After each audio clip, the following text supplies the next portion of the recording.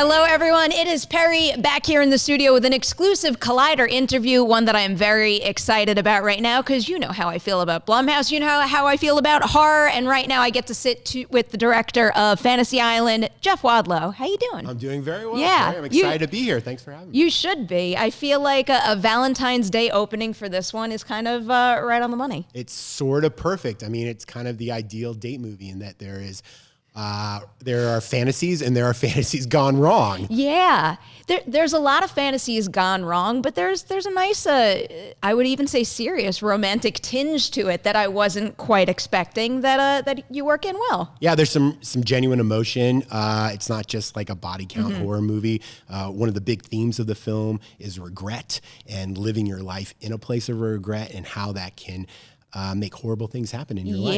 Yeah, you did exactly that. Can we go back to the beginning a little bit, though? I'm curious to know, did your idea for this movie come up first, or you knowing that the rights were available and within your reach? So I had a general idea that was sort of inspired by Fantasy Island.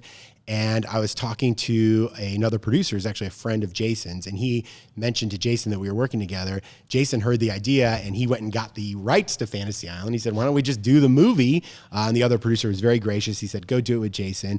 And so we were off to the races. It seems very much right up his alley. Yes. With the kind of stuff that they make. When you were working on the script, did you ever think about maybe having the introduction being your characters not on the island, or was that a part where you really wanted to hold true to the format of the original show?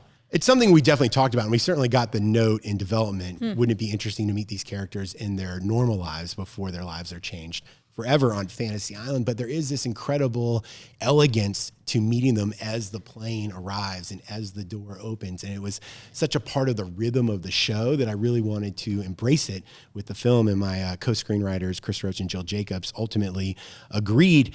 And interestingly enough, before we even wrote the movie, and when you see the movie, there's obviously a teaser. I'm talking to the fans at home. There's a teaser.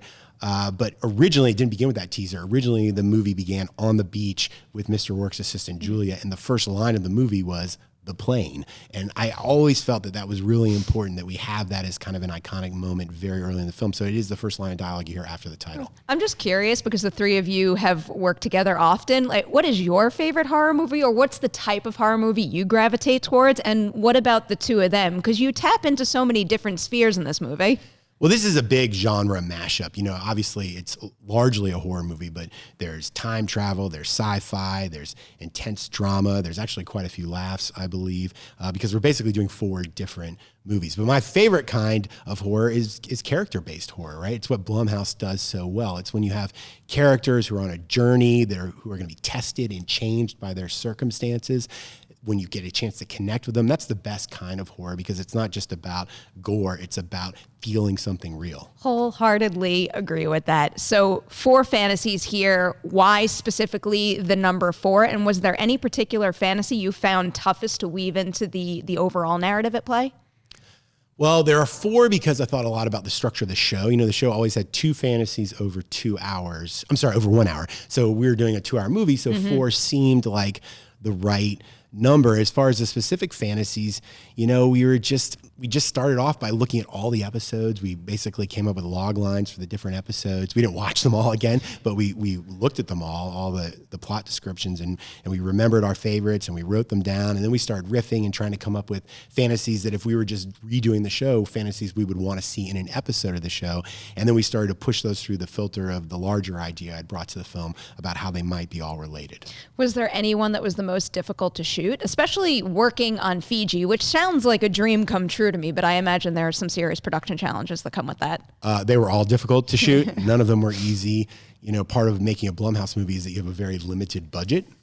We made this movie for $7.2 million. Wow. Which is not a lot of money. You know, there were no trailers for the cast. No, I didn't have a techno crane one day on this movie. I mean, I had a techno crane on my first movie, which was $1 million movie. Didn't have any sophisticated filmmaking equipment. We basically had the gear that we barged over from New Zealand, and if anything broke, it was broken. You know, that we just had to figure it out. That is that's something else. That figure on a movie that feels like it could be 4 movies is pretty wildly impressive there. Yes, it was not easy. How was a cruise ship living for you? Were you okay on it? Yeah, so the first 2 weeks, well, a little backstory. We couldn't find the house, the main island location. And I looked everywhere around the more populated parts of Fiji, and we just couldn't find this colonial-looking building because by and large, there's sort of a Polynesian aesthetic in Fiji. Eventually, we found this building, but it was in a very remote part of Fiji. And I said to the line producer, we got to shoot here. This has got to be it. And it's coming down the wire. We were listening I think we were like maybe 6 weeks away from starting to shoot. And I had a plan, but it wasn't a great plan. And I said, this is a much better plan. She was like, well, they don't have the ability to support us there. There's no hotels. The airplanes that can land there are only like 15 seaters. We can't get the equipment there in time. We can't do it. I mean, the only way we could possibly do it is if we bought out a cruise ship. And I said, well, why don't we buy out a cruise ship? So we bought out a cruise ship for the first 2 weeks of photography. We put the cast, the crew on it. We lashed all the gear to the deck. We had the kickoff party on a Saturday night. We all went to bed in our cabins. We sailed 17 hours to the other side of Fiji. We woke up and we started shooting. This, on the one hand, this sounds like a dream come true for an on-location shoot. It also sounds like the start of a horror movie within a horror movie. Yeah, it definitely had potential to be problematic. And I think by the end of the 2 weeks, everyone was ready to get off the boat and go back to the hotel. But fortunately, really, we just had such an amazing cast, such a fantastic crew. Everyone immediately bonded, I think, because we were on the boat. Mm-hmm. And we just became a family. Your cast is really something else in this. When you're working with an ensemble this big and characters that wind up being so pivotal to each other, do you find yourself saying, like, this is the character I have to cast first and then build the ensemble around them? Well, Mr. Rourke, yes, obviously had to be cast first. So grateful that Michael Pena responded to the script. They wanted to do it. I actually flew to Australia to take him out to dinner and ask him to do the movie. And he's such a great guy, such a gracious guy. At dinner, he was like, oh no, I'm already in. Like, I told my reps I wanted to do it. You didn't have to fly to Australia to take me out to dinner. He was there shooting Dora the Explorer.